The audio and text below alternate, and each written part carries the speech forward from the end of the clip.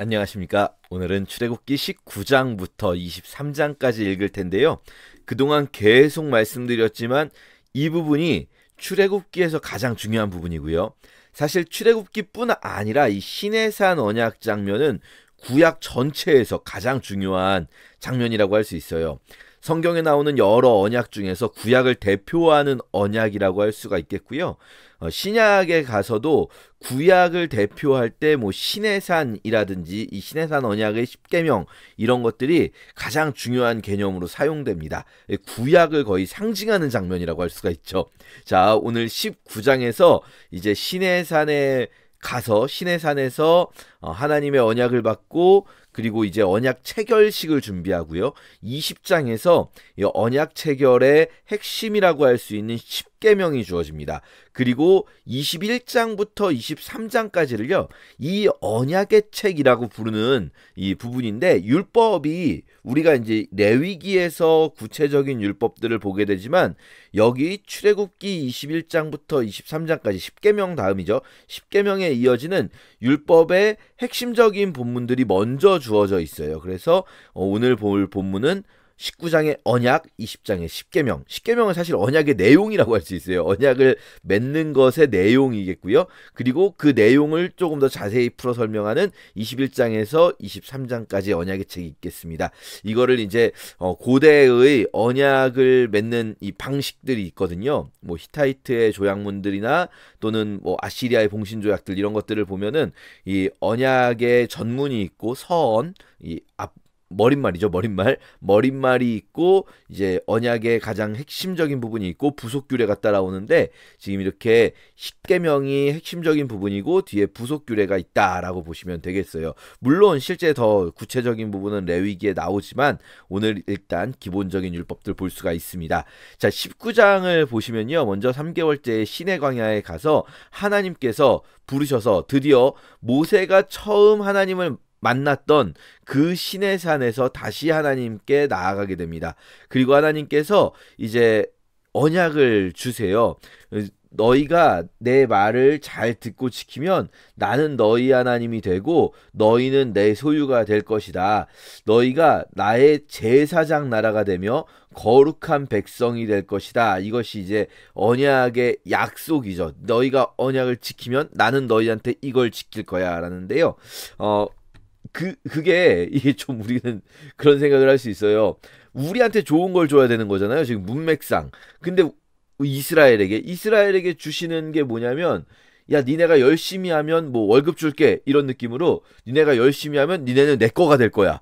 이러면 아니, 우리가 하나님 거가 되는 건 하나님한테 좋은 거 아닌가요? 라는 생각이 들 수가 있는데요. 내가 하나님의 것으로 확정된다.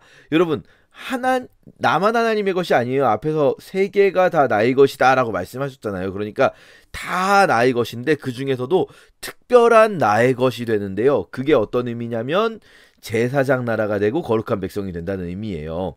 그러니까 여기서 내 소유가 된다는 것은 나는 원래 하나님께 아닌데 하나님께 된다는 뜻인가? 라는 말이 아니고 세계가 다 하나님 거니까 나도 당연히 원래 하나님 건데 그 중에서도 특별한 나의 소유물, 즉 제사장 나라와 거룩한 백성이 된다는 거죠.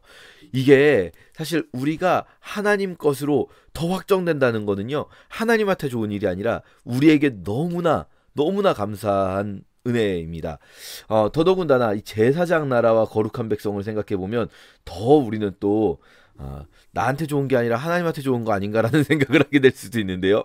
왜냐하면 제사장 나라라는 건 뭐냐면 제사장이라는 건 이 우리 성경뿐 아니라 고대 사회의 일반적인 맥락에서도 어떤 신의 제사장은 신과 그 신의 백성들 사이에서 이 백성들을 신에게 드리고 그리고 그 신의 뜻을 백성들에게 전하는 중간자 역할을 하는 게 제사장이잖아요.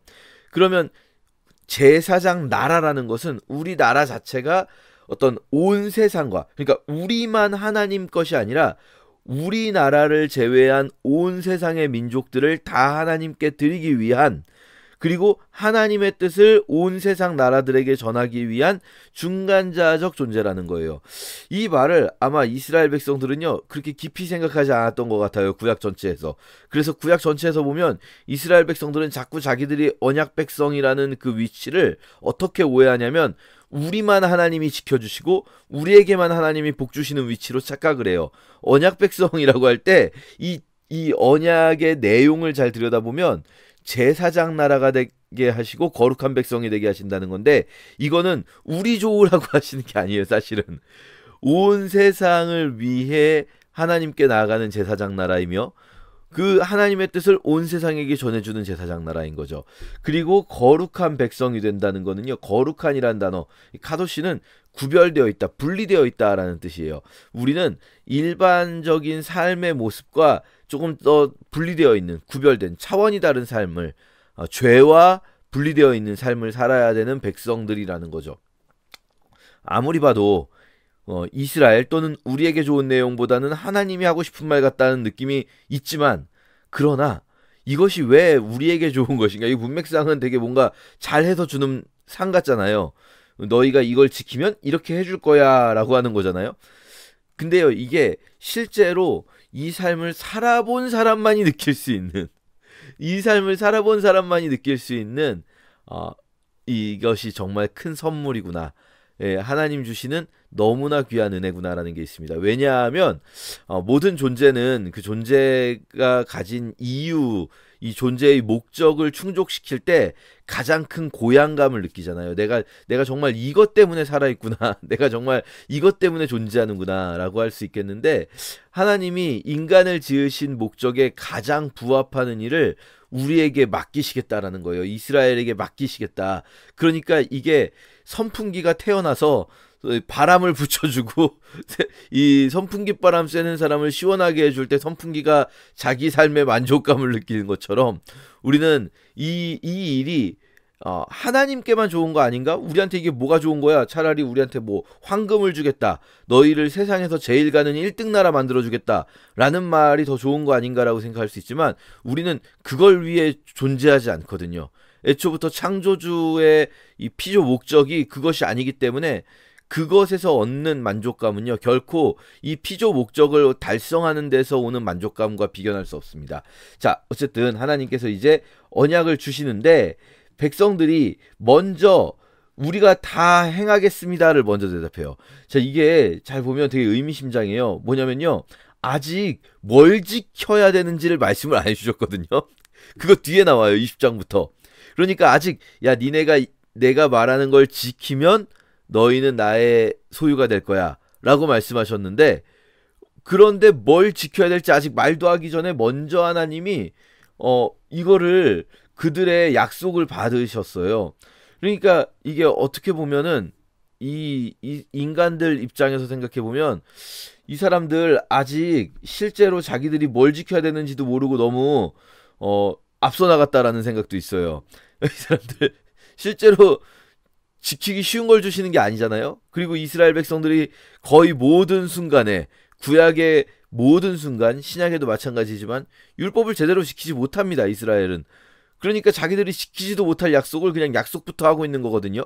굉장히 경솔하다라는 생각을 할 수도 있지만 사실은 하나님이 이걸 먼저 받으신 거잖아요. 지금 보면은 이때 그냥 먼저 십계명까지 쫘라락 주신 게 아니라 이걸 가서 먼저 전하고 약속 받고 그 다음에 십계명 주시는 거잖아요. 그러면 하나님이 이스라엘 백성의 마음을 먼저 확인하신 거죠. 실제로 못 지킬 거 하나님 모르시겠습니까? 아셔요. 하나님은요 약속을 다 주신 다음에 신명기 마지막에 가서 야 니네들 어차피 이거 못 지킬 거 내가 아는데 라는 말씀이 나오거든요. 니네들은 이걸 못 지킬 거야. 그래서 니네들은 다른 나라의 포로가 될 거지. 뭐 이렇게 말씀을 하시는데 그걸 아시지만 그래도 그 마음을 먼저 동의를 얻는 과정인 거죠. 내가 이제부터 말해도 되겠니? 이 인격적인 하나님을 볼 수가 있습니다. 네가 물론 못 지킬 수 있지만 그러나 네가 이걸 지켰으면 좋겠어. 그러면 나와 너의 관계가 시작될 거야. 근데 나는 너의 동의를 얻고 시작하고 싶어. 라고 말씀하시는 게 인격적인 하나님이신 거죠. 자, 그렇게 하나님께서 이제 준비를 시키십니다. 자, 이제부터 맺을 언약식은 그냥 막 할 수 있는 게 아니야. 너희가 3일 동안 준비해야 돼. 막 옷을 빨고 막 옷을 빨래처럼 빨아서 깨끗한 옷을 입고 3일째 날에 셋째 날에 내가 강림할 거야. 그러니까 이 3일이라는 것은 3이라는 숫자 중요하다들 말씀드리잖아요. 준비 기간으로서 충분한 준비가 지난 이후에 이 충분한 준비라는 건 뭘 위한 준비냐면요. 깨끗해지기 위한 준비예요. 성결하기 위한 준비이며 성결이 존재한다는 건 깨끗하지 못함이 존재한다는 거잖아요. 우리의 일상이 깨끗하지 못한 사람들이라는 거예요. 우리의 삶은 원래 인간은 깨끗하지 못한데 그 인간이 할 수 있는 최대한 깨끗한 준비를 하게 하시는 것은 하나님의 거룩함과 마주하기 위해서인 거죠. 그리고요, 잘 보시면 신의 산에 강림하시기 전에 백성들이 신의 산에 오르지 못하도록 경계를 전하고 여기 경계 침범하면 반드시 죽는다 라고 말씀하세요. 그럼 이 하나님의 마음이 이 뉘앙스를 잘 보셔야 되는데 하나님이 야 나는 니네랑 가까이 하는 거 싫어. 야 니네가 너무 가까이 오면 안 돼. 죽여버릴 거야. 라고 말씀하시는 게 아니라 잘 보시면요. 모세가 하나님 앞에 왔더니 하나님께서 모세에게 다시 한번 말씀하세요. 모세야 백성들 밀고 올라와서 나 여호와를 만나겠다. 그러면서 밀고 올라와가지고 여호와 보려고 하다가 죽을 수도 있으니까 다시 한번 경고해라. 가서 다시 한번 경계 위로 올라오면 죽습니다라는 거 다시 한번 경고해라. 그러니까 하나님이요. 야 니네 올라오지 마. 니네 올라오면 죽여버릴 거야. 난 니네랑 같이 할 수 있는 존재가 아니야. 이런 뉘앙스로 말씀하시는 게 아니라 니네들 절대 올라오면 안 된다. 혹시라도 올라오면 죽으니까 큰일 나니까 올라오지 말아라. 이렇게 말씀을 하시는 거거든요. 이거 다시 한번 경고했더니 모세가 뭐라고 하시냐면요. 나 여호와가 그들을 칠까 하노라 했더니 모세가 하나님 이미 얘기했거든요. 제가 이미 명령해가지고 경계를 세웠으니까요. 백성은 못 올라올 거예요. 그런데 하나님께서 야 가 임마 한 번 더 가서 어쨌든 확실하게 좀 말하고 와. 경계를 넘어서 올라오지 못하게 한번 해라. 요거 3번이나 명령하세요. 3번. 보셨죠? 처음 명령하시고 모세가 올랐을 때 다시 명령하셨는데 모세가 이미 했어요. 하니까 한 번 더 경계로 올라오지 못하게 해라. 이게요. 하나님이 막 이 백성들을 무시하거나 백성들을 죽이려고 하시는 게 아니라 죽지 않도록 보호하시려고 올라오지 못하게 하시는 거죠. 근데 왜 그러면 하나님 앞에 나오는 것이 이 죽는 일인가? 하나님의 거룩함은요. 그 정도 수준이라는 거예요. 우리가 아무리 3일 동안 준비해서도 우리가 3일 동안 준비했다. 우리가 완전히 준비했다. 우리가 뭐 율법을 다 지켜버렸다. 뭐 율법 다 지킬 수 없지만 우리가 정말 우리가 할 수 있는 최대한의 거룩함을 준비한다 하더라도요. 하나님의 거룩함은 절대적이며 압도적이에요. 그 앞에 진짜 거룩하지 못한 존재가 나아가면 죽는다는 것을 3번이나 강조하고 있어요. 우리는 하나님을 이렇게 막대할 수가 없어요. 하나님께 막 나아갈 수 있는 그런 존재가 아니에요. 하나님은 절대적인 인간에게는 영원한 타자이십니다. 우리와는 절대로 다른 존재라는 거예요. 격이 다른 존재입니다. 우리가 좀 오해하시면 안 되는 게 이 2가지가 성경에는 같이 가는 거예요. 하나님은 절대적인 사랑으로 우리를 사랑하시기 때문에 우리는 하나님을 아버지라 부를 수 있고 하나님 심지어 하나님이 친구라 부르는 존재들도 사람들도 있죠. 신약의 백성들은 그런 사람들인 거예요. 우리는 하나님이 정말로 사랑하시고 하나님의 자녀입니다. 그런데 동시에 하나님은 우리로부터 절대적인 타자이십니다.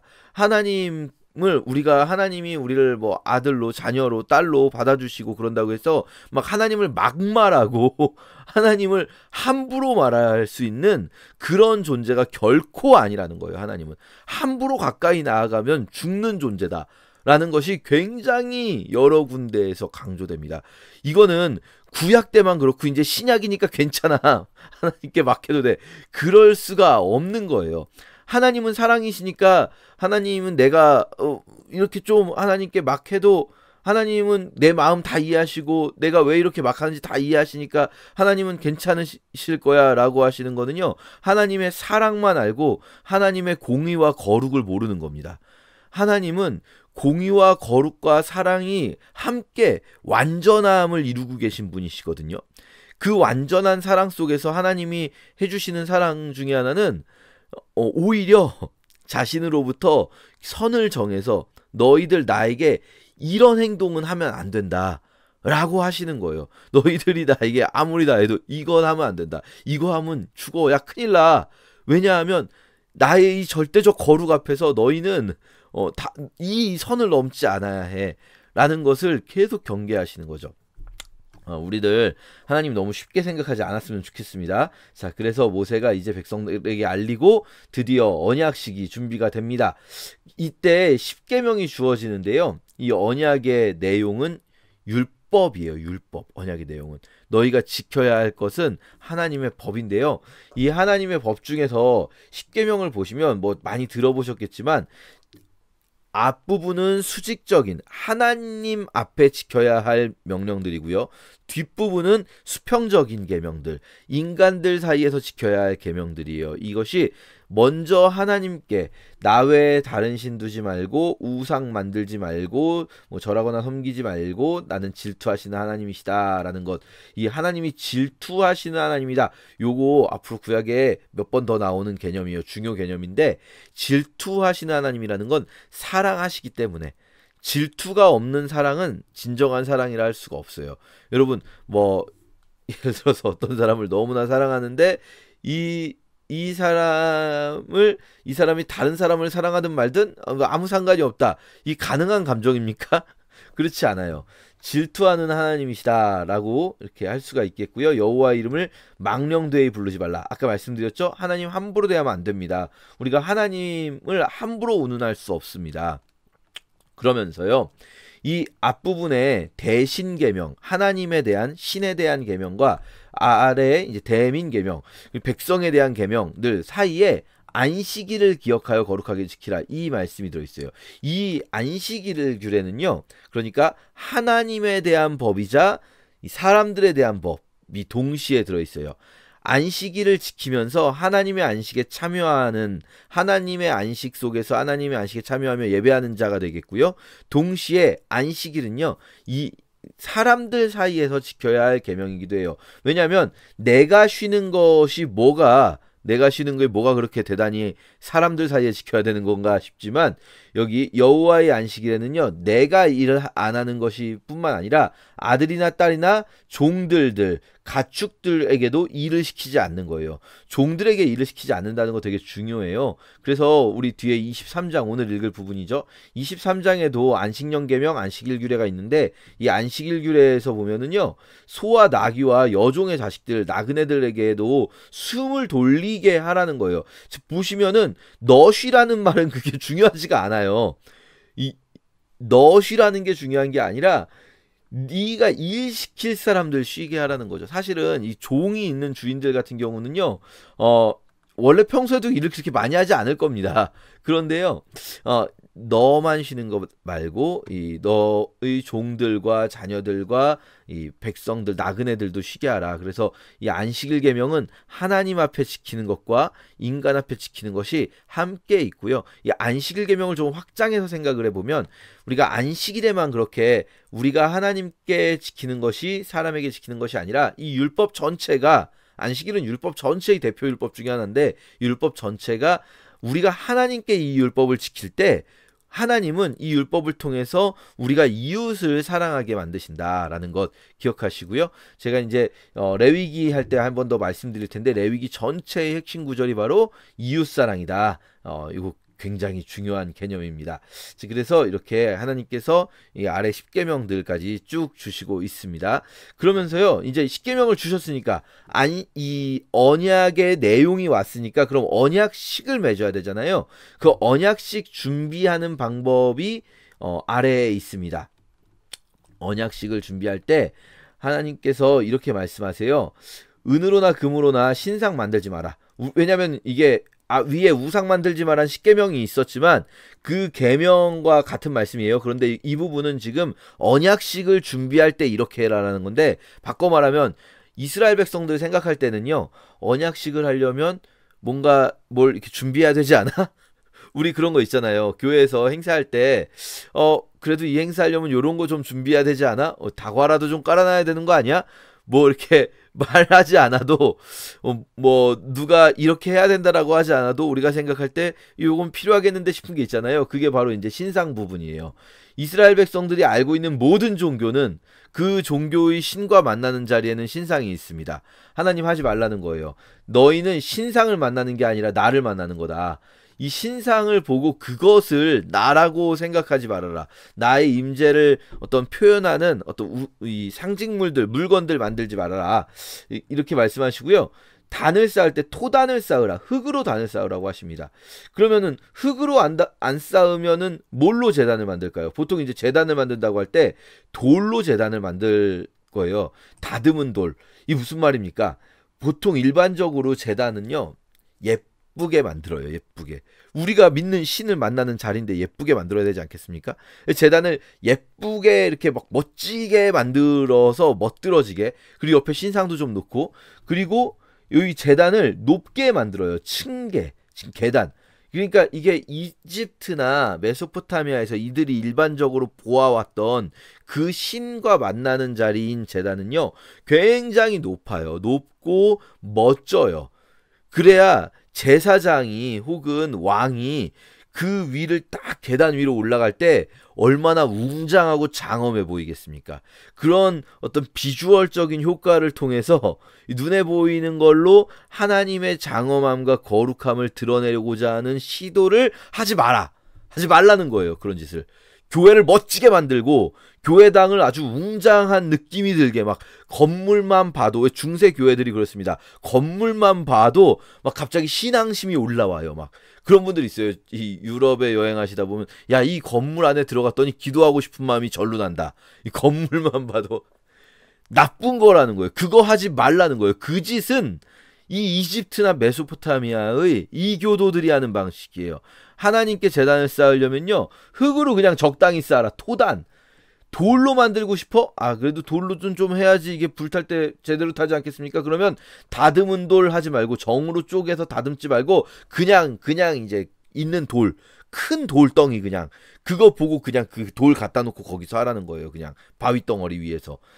그렇게 해야지. 니네가 인위적으로 어떤 멋져 보이는 뭔가 만들지 말아라. 높게 만들지 말아라. 그래서 실제로 나중에 이제 이거는 지금 언약식의 제단이니까 일종의 임시 제단이라고 할 수 있겠고요.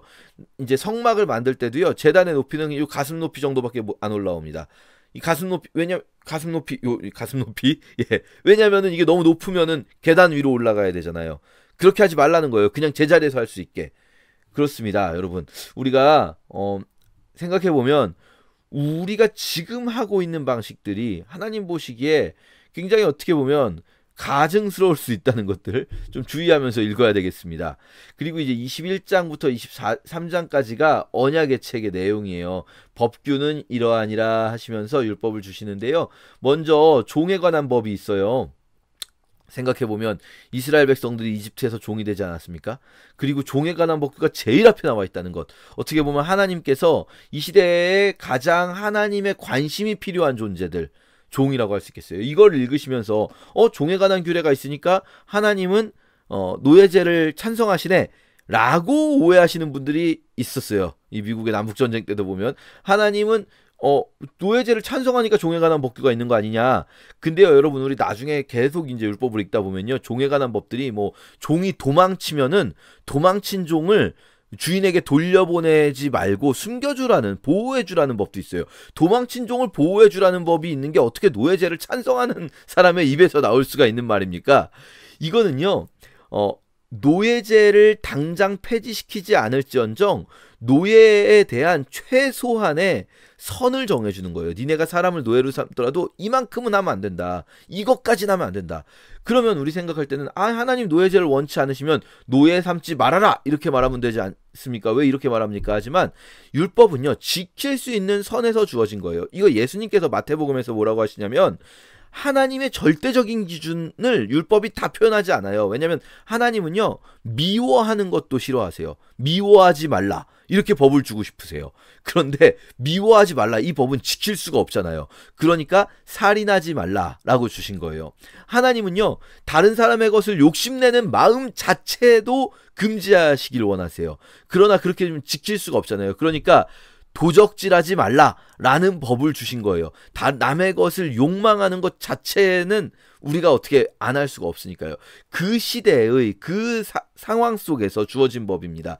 그러니까 고대 사회에서 이 고대의 지역에서 노예제를 폐지한다고 하면 아무도 안 지킬 거예요, 이 법을. 그러니까 그것까지 아니더라도 너희가 노예를 삼더라도 최소한 이렇게, 그리고 노예가 도망 나왔을 때는 돌려보내지 말고 숨겨주고, 이런 거죠. 자, 그리고 이어서 이제 동해보복법이 나옵니다. 종에 관한 법들이 나온 이후에 동해보복법이라고도 부르고 뭐 탈리오법이라고도 부르고요. 그러니까 눈에는 눈, 이에는 이. 24절에 나오죠. 눈에는 눈, 이에는 이. 이게 피해를 받은 것과 같은 정도의 피해를 주어야 한다. 이 동해보복법은요, 사실은 성경에만 있는 것은 아니고 고대에 굉장히 중요한 법전 중에 하나인 함무라비 법전에도 나오고요, 뭐 로마에도 있고요. 이 법은 중요합니다. 왜냐면요, 이 법은 지나친 보복을 금지해요. 그리고 반대로 이게 지나치게 보복하는 경우도 있고, 반대로 미약하게 배상하는 경우도 있어요. 어떻게 이렇게 될까요? 그러니까 힘이 있는 쪽에서는요, 예를 들어서 그 우리가 보았던 노아의 아버지 라멕과 이름이 같았던 또 다른 라멕이 있지 않았습니까? 나에게 피해를 주면 내가 죽여버렸다. 7배로 77배로 갚아줬다. 이렇게 말하는 그 라멕처럼 부유하고 힘 있는 사람이 피해를 봤을 때는 뭐 나는 그냥 이렇게 좀 아픈데 얘는 죽여버린다든지, 반대로 남의 거 죽인 다음에 돈으로 그냥 퉁 하려고 한다든지, 그런 경우들이 고대에 뭐 비일비재했겠죠. 또는 비슷한 힘을 가진 사람들 사이에서는 자기가 받은 피해보다 막 분노가 더 커져. 일단 분노가 더 크니까 더 크게 이렇게 복수를 합니다. 그러면 어떻게 됩니까? 그러니까 내가 받은 피해에다가 나의 정신적 피해까지 합쳐서 더 크게 복수하면 상대방이 더 크게 복수하고, 이러면 복수의 이 무한반복이 되는 거예요. 이게 사적 복수가 가지고 있는 함정이에요. 그러니까 복수가 대등하지 못한 관계에서는 대등하지 못하게 복수가 이루어져서 제대로 뭐랄까요, 정의가 구현되지 못하는 부분이 있겠고요. 대등한 관계면 그럼 괜찮냐? 그게 아니라 대등한 관계에서는 복수가 더 커지고 계속해서 복수가 복수를 낳는 이 무한반복이 이루어집니다. 이 두 가지를 금지하면서 사람들이 인간답게 살 수 있는 이런 법들이 다 이웃을 사랑하는 세상을 만들기 위한 법인 거거든요. 동해보복법이 있겠고요.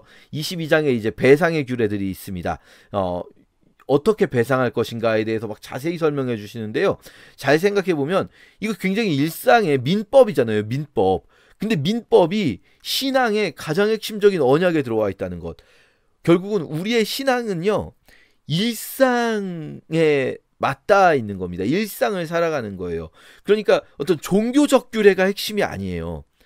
우리가 꼭 기억해야 되는 게 종교적 규례가 핵심이 아니다. 제일 먼저 무엇을 주셨는가? 신의 산에서 언약을 제일 먼저 주셨고요. 그 다음에 율법을 주시는데 이 율법이 다 뭡니까? 일상의 법들 중심이에요. 율법을 지키는 것이 두 번째예요. 언약, 율법. 그 다음에 성막을 주시는데 성막이 종교적 규례처럼 보이잖아요. 그러니까 하나님께 제사하는. 그런데요, 성막은 일반적인 이 고대 종교들의 제사와 다릅니다. 이거는 율법을 지키지 못한 자들에게 다시 한번 율법을 지킬 수 있는 힘을 주시는 건데요. 이 부분은 내일 더 자세히 설명드리고요. 자, 어쨌든 이렇게 배상 문제를 다루고 있고, 23장에서는 이제 뒷부분부터는 절기들 다루고 있어요. 안식년, 안식일, 3대 절기를 다루는데, 이 내용들 잘 보시면 이것들 종교적 개념을 가지고 있다기보다는 일상 속에서 이웃들을 사랑하고 일상 속에서 건강한 사회를 만드는 방법들을 다루고 있구나라는 것을 우리가 기억하면서 읽으시면 좋겠습니다. 잘 이해가 바로 안 되시는 것들은요, 앞으로 레위기, 신명기 읽으면서, 특히 신명기에서 더 이게 도대체 왜, 이 절기들이 도대체 왜 이웃사랑하고 연관되어 있는 거지? 이런 것들 설명될 거예요. 우선은 읽으시면 좋겠습니다. 제 19장. 이스라엘 자손이 애굽 땅을 떠난 지 3개월이 되던 날, 그들이 시내 광야에 이르니라. 그들이 르비딤을 떠나 시내 광야에 이르러 그 광야에 장막을 치되 이스라엘이 거기 산 앞에 장막을 치니라. 모세가 하나님 앞에 올라가니 여호와께서 산에서 그를 불러 말씀하시되 너는 이같이 야곱의 집에 말하고 이스라엘 자손들에게 말하라. 내가 애굽 사람에게 어떻게 행하였음과 내가 어떻게 독수리 날개로 너희를 업어 내게로 인도하였음을 너희가 보았느니라. 세계가 다 내게 속하였나니 너희가 내 말을 잘 듣고 내 언약을 지키면 너희는 모든 민족 중에서 내 소유가 되겠고 너희가 내게 대하여 제사장 나라가 되며 거룩한 백성이 되리라. 너는 이 말을 이스라엘 자손에게 전할지니라. 모세가 내려와서 백성의 장로들을 불러 여호와께서 자기에게 명령하신 그 모든 말씀을 그들 앞에 진술하니 백성이 일제히 응답하여 이르되 여호와께서 명령하신 대로 우리가 다 행하리이다. 모세가 백성의 말을 여호와께 전하매 여호와께서 모세에게 이르시되 내가 빽빽한 구름 가운데서 네게 임함은 내가 너와 말하는 것을 백성들이 듣게 하며 또한 너를 영영히 믿게 하려 함이니라. 모세가 백성의 말을 여호와께 아뢰었으므로 여호와께서 모세에게 이르시되 너는 백성에게로 와서 오늘과 내일 그들을 선결하게 하며 그들에게 옷을 빨게 하고 준비하게 하여 셋째 날을 기다리게 하라. 이는 셋째 날에 나 여호와가 온 백성의 목전에서 시내산에 강림할 것임이니 너는 백성을 위하여 주위의 경계를 정하고 이르기를 너희는 삼가 산에 오르거나 그 경계를 침범하지 말지니 산을 침범하는 자는 반드시 죽임을 당할 것이라. 그런 자에게는 손을 대지 말고 돌로 쳐 죽이거나 화살로 쏘아 죽여야 하리니 짐승이나 사람을 막론하고 살아남지 못하리라 하고 나팔을 길게 불거든 산 앞에 이를 것이니라 하라. 모세가 산에서 내려와 백성에게 이르러 백성을 성결하게 하니 그들이 자기 옷을 빨더라. 모세가 백성에게 이르되 준비하여 셋째 날을 기다리고 여인을 가까이 하지 말라. 셋째 날 아침에 우레와 번개와 빽빽한 구름이 산 위에 있고 나팔 소리가 매우 크게 들리니 진중에 있는 모든 백성이 다 떨더라. 모세가 하나님을 맞으려고 백성을 거느리고 진에서 나오매 그들이 산기슭에 서 있는데 시내산에 연기가 자욱하니 여호와께서 불 가운데서 거기 강림하심이라. 그 연기가 옹기가마 연기같이 떠오르고 온 산이 크게 진동하며 나팔 소리가 점점 커질 때에 모세가 말한즉 하나님이 음성으로 대답하시더라.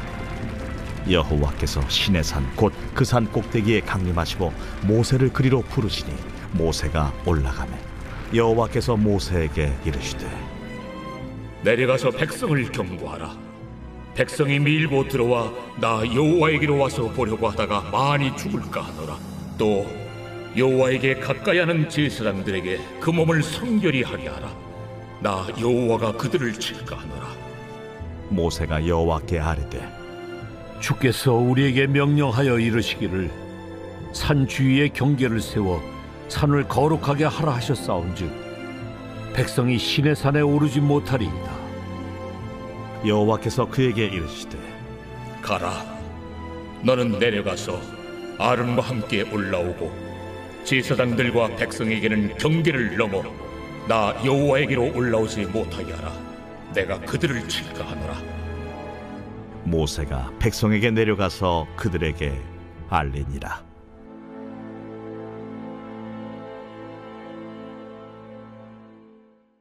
제 20장.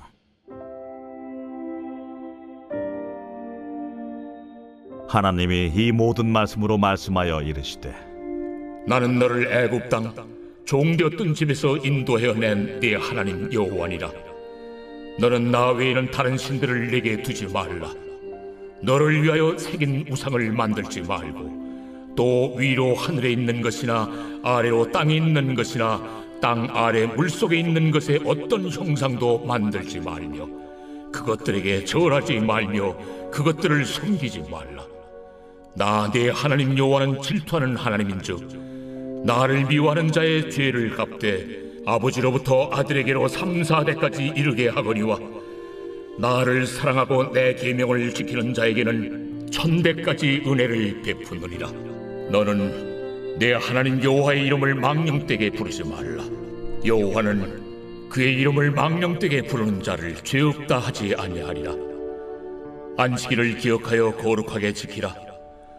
엿새 동안은 힘써 내 모든 일을 행할 것이나 일곱째 날은 내 하나님 여호와의 안식일인즉 너나 내 아들이나 내 딸이나 내 남종이나 내 여종이나 내 가축이나 내 문 안에 머무는 객이라도 아무 일도 하지 말라. 이는 엿새 동안에 나 여호와가 하늘과 땅과 바다와 그 가운데 모든 것을 만들고 일곱째 날에 쉬었음이라. 그러므로 나 여호와가 안식일을 복되게 하여 그날을 거룩하게 하였느니라. 내 부모를 공경하라. 그리하면 내 하나님 여호와가 내게 준 땅에서 내 생명이 길리라. 살인하지 말라. 간음하지 말라. 도둑질하지 말라. 내 이웃에 대하여 거짓 증거하지 말라. 내 이웃의 집을 탐내지 말라. 내 이웃의 아내나 그의 남종이나 그의 여종이나 그의 소나 그의 나귀나 무릇 내 이웃의 소유를 탐내지 말라.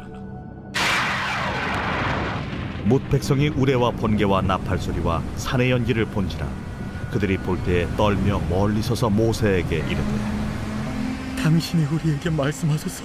우리가 들으리이다. 하나님이 우리에게 말씀하시지 말게 하소서. 우리가 죽을까 하나이다. 모세가 백성에게 이르되 두려워하지 말라. 하나님이 임하시면 너희를 시험하고 너희로 경외하여 범죄하지 않게 하려 하심이니라. 백성은 멀리 서 있고 모세는 하나님이 계신 흑암으로 가까이 가니라. 여호와께서 모세에게 이르시되 너는 이스라엘 자손에게 이같이 이르라. 내가 하늘로부터 너희에게 말하는 것을 너희 스스로 보았으니 너희는 나를 비겨서 은으로나 금으로나 너희를 위하여 신상을 만들지 말고 내게 토단을 쌓고 그 위에 내 양과 소로 내 번제와 화목제를 드리라. 내가 내 이름을 기념하게 하는 모든 곳에서 내게 임하여 복을 주리라. 내가 내게 돌로 제단을 쌓거든 다듬은 돌로 쌓지 말라.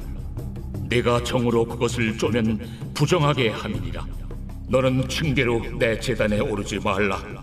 내 하체가 그 위에서 드러날까 함이니라. 제 21장. 내가 백성 앞에 세울 법규는 이러하니라. 내가 히브리 종을 사면 그는 6해 동안 섬길 것이요 7째 해에는 몸값을 물지 않고 나아가 자유인이 될 것이며 만일 그가 단신으로 왔으면 단신으로 나갈 것이요 장가 들었으면 그의 아내도 그와 함께 나가려니와 만일 상전이 그에게 아내를 주어 그의 아내가 아들이나 딸을 낳았으면 그의 아내와 그의 자식들은 상전에게 속할 것이요 그는 단신으로 나갈 것이로되 만일 종이 분명히 말하기를 내가 상전과 내 처자를 사랑하니 나가서 자유인이 되지 않겠노라 하면 상전이 그를 데리고 재판장에게로 갈 것이요 또 그를 문이나 문설주 앞으로 데리고 가서 그것에다가 송곳으로 그의 귀를 뚫을 것이라. 그는 종신토록 그 상전을 섬기리라. 사람이 자기의 딸을 여종으로 팔았으면 그는 남종같이 나오지 못할지며 만일 상전이 그를 기뻐하지 아니하여 상관하지 아니하면 그를 속량하게 할 것이나 상전이 그 여자를 속인 것이 되었으니 외국인에게는 팔지 못할 것이요 만일 그를 자기 아들에게 주기로 하였으면 그를 딸같이 대우할 것이요 만일 상전이 다른 여자에게 장가들지라도 그 여자의 음식과 의복과 동침하는 것은 끊지 말 것이요 그가 이 3가지를 시행하지 아니하면 여자는 속전을 내지 않고 거저 나가게 할 것이니라. 사람을 쳐 죽인 자는 반드시 죽일 것이나 만일 사람이 고의적으로 한 것이 아니라 나 하나님이 사람을 그의 손에 넘긴 것이면 내가 그를 위하여 한 곳을 정하리니 그 사람이 그리로 도망할 것이며 사람이 그의 이웃을 고의로 죽였으면 너는 그를 내 제단에서라도 잡아내려 죽일지니라. 자기의 아버지나 어머니를 치는 자는 반드시 죽일지니라. 사람을 납치한 자가 그 사람을 팔았든지 자기 수하에 두었든지 그를 반드시 죽일지니라. 자기의 아버지나 어머니를 저주하는 자는 반드시 죽일지니라. 사람이 서로 싸우다가 하나가 돌이나 주먹으로 그의 상대방을 쳤으나 그가 죽지 않고 자리에 누웠다가 지팡이를 짚고 일어나 걸으면 그를 친 자가 형벌을 면하되 그간의 손해를 배상하고 그가 완치되게 할 것이니라. 사람이 매로 그 남종이나 여종을 쳐서 당장에 죽으면 반드시 형벌을 받으려니와 그가 하루나 이틀을 연명하면 형벌을 면하리니 그는 상전의 재산임이라.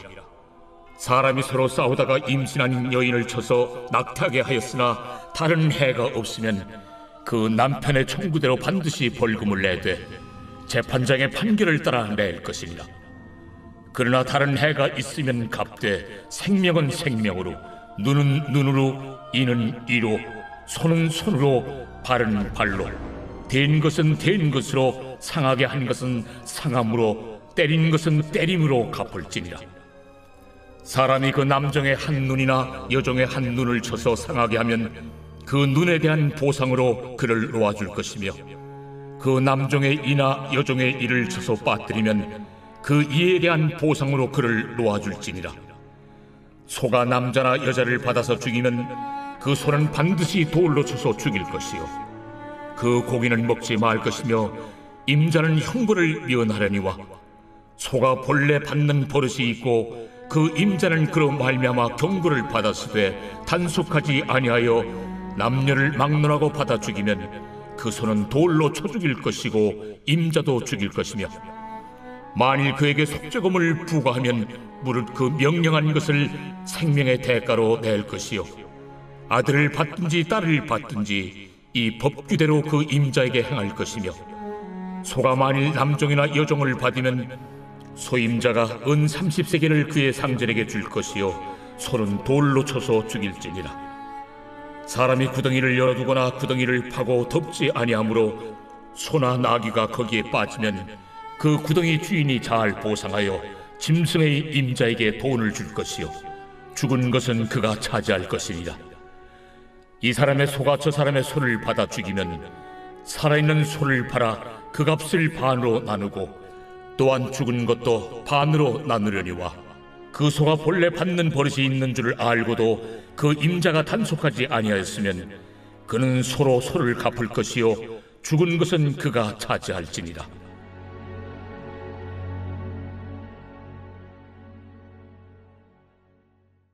제 22장. 사람이 소나 양을 도둑질하여 잡거나 팔면 그는 소 한 마리에 소 5마리로 갚고 양 한 마리에 양 4마리로 갚을지니라. 도둑이 뚫고 들어오는 것을 보고 그를 쳐 죽이면 피 흘린 죄가 없으나 해돋은 후에는 피 흘린 죄가 있으리라. 도둑은 반드시 배상할 것이나 배상할 것이 없으면은 그 몸을 팔아 그 도둑질한 것을 배상할 것이요 도둑질한 것이 살아 그의 손에 있으면 소나 나귀나 양을 막론하고 갑절을 배상할지니라. 사람이 밭에서나 포도원에서 짐승을 먹이다가 자기의 짐승을 놓아 남의 밭에서 먹게 하면 자기 밭에 가장 좋은 것과 자기 포도원에 가장 좋은 것으로 배상할지니라. 불이 나서 가시나무에 댕겨 낯간이나 거두지 못한 곡식이나 밭을 태우면 불러온 자가 반드시 배상할지니라. 사람이 돈이나 물품을 이웃에게 맡겨 지키게 하였다가 그 이웃집에서 도둑을 맞았는데 그 도둑이 잡히면 갑절을 배상할 것이요 도둑이 잡히지 아니하면 그 집 주인이 재판장 앞에 가서 자기가 그 이웃의 물품에 손댄 여부의 조사를 받을 것이며, 어떤 이런 물건 즉 소나 나귀나 양이나 의복이나 또는 다른 이런 물건에 대하여 어떤 사람이 이르기를 이것이 그것이라 하면 양편이 재판장 앞에 나아갈 것이요 재판장이 죄 있다고 하는 자가 그 상대편에게 갑절을 배상할지니라.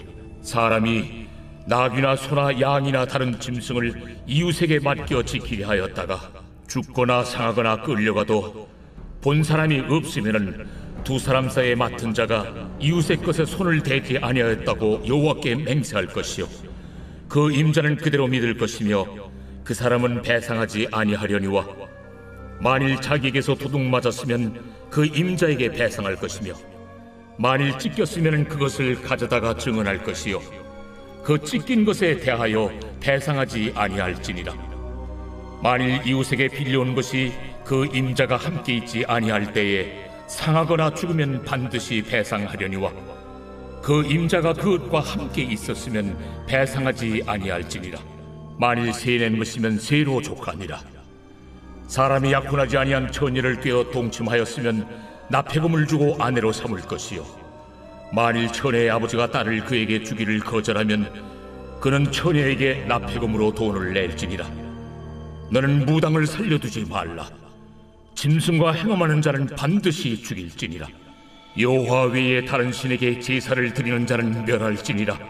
너는 이방 나그네를 압제하지 말며 그들을 학대하지 말라.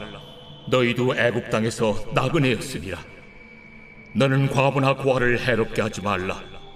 내가 만일 그들을 해롭게 함으로 그들이 내게 부르짖으면 내가 반드시 그 부르짖음을 들으리라.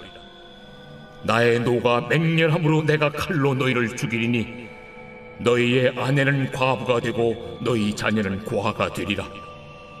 내가 만일 너와 함께한 내 백성 중에서 가난한 자에게 돈을 구워주면 너는 그에게 채권자같이 하지 말며 이자를 받지 말 것이며 네가 만일 이웃의 옷을 전당 잡거든 해가 지기 전에 그에게 돌려보내라.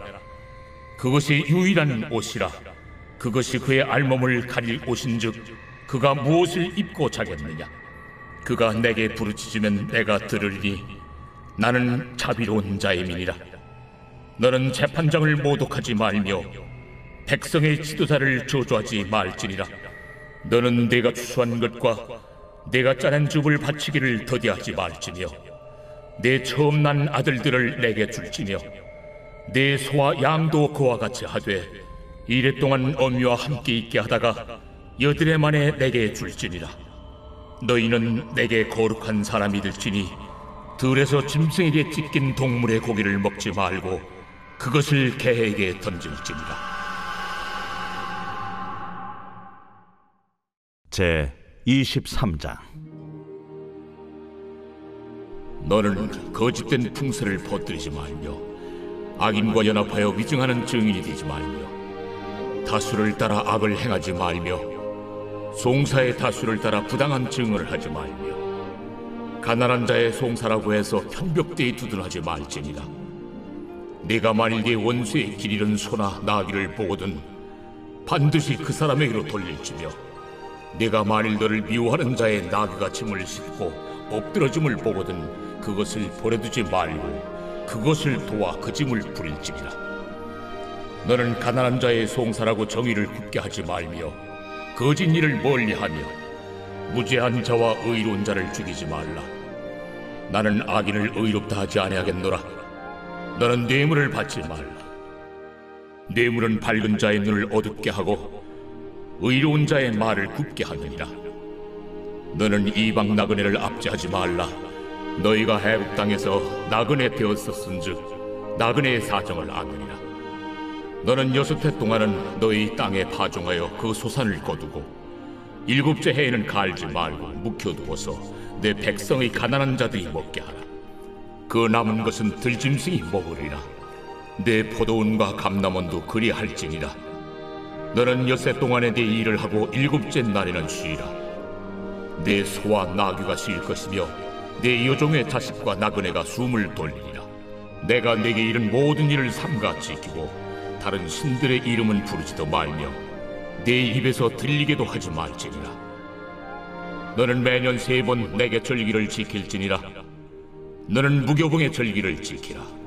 내가 네게 명령한 대로 아비롤에 정한 때에 이래 동안 무교봉을 먹을지니 이는 그 달에 네가 애굽에서 나왔음이라. 빈손으로 내 앞에 나오지 말지니라. 맥추를 지키라. 이는 네가 수고하여 밭에 뿌린 것의 첫 열매를 거두미니라. 수장절을 지키라. 이는 네가 수고하여 이룬 것을 연말에 밭에서부터 거두어 저장함이니라. 내 모든 남자는 매년 3번씩 주 여호와께 보일지니라. 너는 내 제물의 피를 유교병과 함께 드리지 말며 내 절기 제물의 기름을 아침까지 남겨두지 말지니라. 내 토지에서 처음 거둔 열매 가장 좋은 것을 가져다가 너희 하나님 여호와의 전에 드릴지니라. 너는 염소 새끼를 거미의 젖으로 삼지 말지니라. 내가 사자를 내 앞서 보내어 길에서 너를 보호하여 너를 내가 예비한 곳에 이르게 하리니 너희는 삼가 그의 목소리를 청종하고 그를 노엽게 하지 말라. 그가 너희의 허물을 용서하지 아니할 것은 내 이름이 그에게 있음이니라. 내가 그의 목소리를 잘 청종하고 내 모든 말대로 행하면 내가 네 원수에게 원수가 되고 네 대적에게 대적이 될지라. 내 사자가 내 앞서 가서 너를 아모리 사람과 헷 사람과 브리스 사람과 가나안 사람과 히위 사람과 여부수 사람에게로 인도하고 나는 그들을 끊으리니 너는 그들의 신을 경배하지 말며 섬기지 말며 그들의 행위를 본받지 말고 그것들을 다 깨뜨리며 그들의 주상을 부수고 내 하나님 여호와를 섬기라. 그리하면 여호와가 너희의 양식과 물의 복을 내리고 너희 중에서 병을 제하리니 내 나라에 낙태하는 자가 없고 임신하지 못하는 자가 없을 것이라.